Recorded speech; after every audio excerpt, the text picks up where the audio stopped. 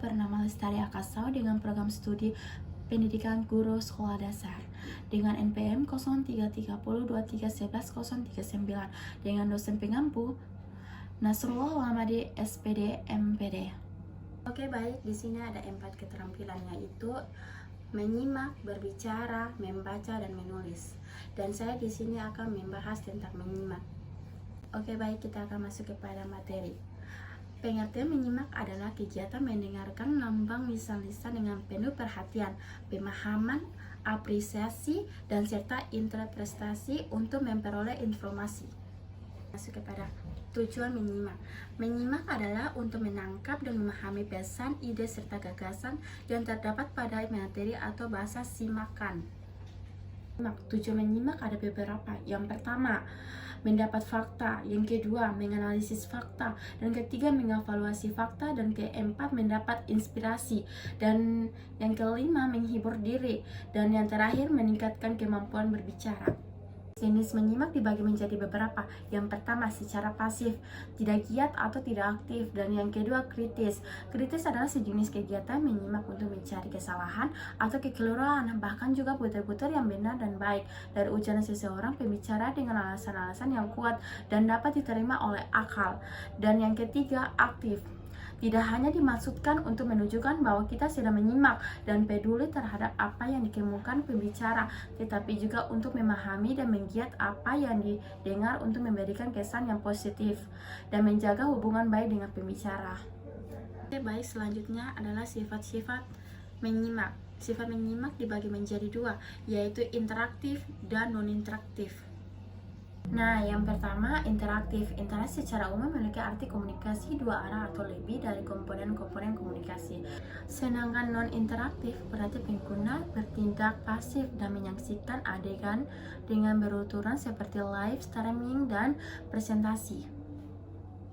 Menyimak.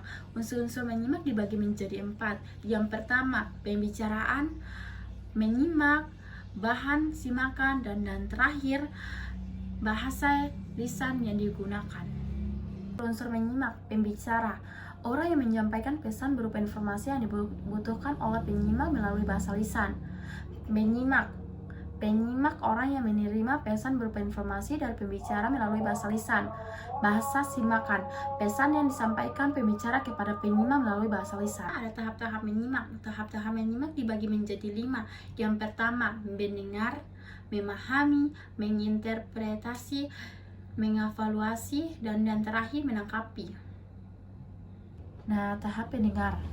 Dalam tahap ini, penyimak baru mendengar segala sesuatu yang dikemukakan oleh sang pembicara dalam ujaran atau pembicaraannya. Tahap memahami. Segala mendengar ada keinginan penyimak untuk mengerti atau memahami dengan baik isi pembicaraan yang disampaikan oleh si pembicara. Tahap menginterpretasi. Penyimak yang baik, yang cermat dan teliti belum merasa puas kalau hanya mendengar dan memahami isi ujaran sang pembicara. Dia ingin menafsirkan atau menginterpretasi isi butir-butir pendapat yang terdapat dan tersirat dalam ujaran itu. Tahap mengevaluasi. Setelah memahami serta menafsirkan atau menginterpretasikan isi pembicaraan, sang penyimak mulai menilai atau mengevaluasi pendapat serta gagasan sang pembicara tentang keunggulan dan kelemahan, kebaikan dan kekurangan. Tahap menanggapi. Tahap ini merupakan kegiatan akhir dalam kegiatan menyimak. Sang penyimak menyambut, mengincamkan, menyerap, serta menerima gagasan atau ide yang dikemukakan oleh sang pembicara dalam ujaran atau pembicaraannya. Terakhir adalah teknik-teknik menyimak. Teknik-teknik menyimak, unsur yang dapat menyimak dengan baik perlu mengetahui syarat efektif.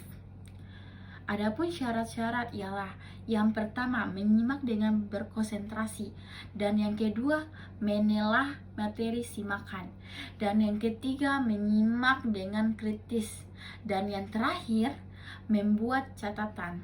Kesimpulan menyimak adalah mendengarkan serta memperhatikan baik-baik apa yang dibaca atau diucapkan oleh si pembicara, serta menangkap dan memahami isi dan makna komunikasi yang tersirat di dalamnya. Oke, baik, terima kasih.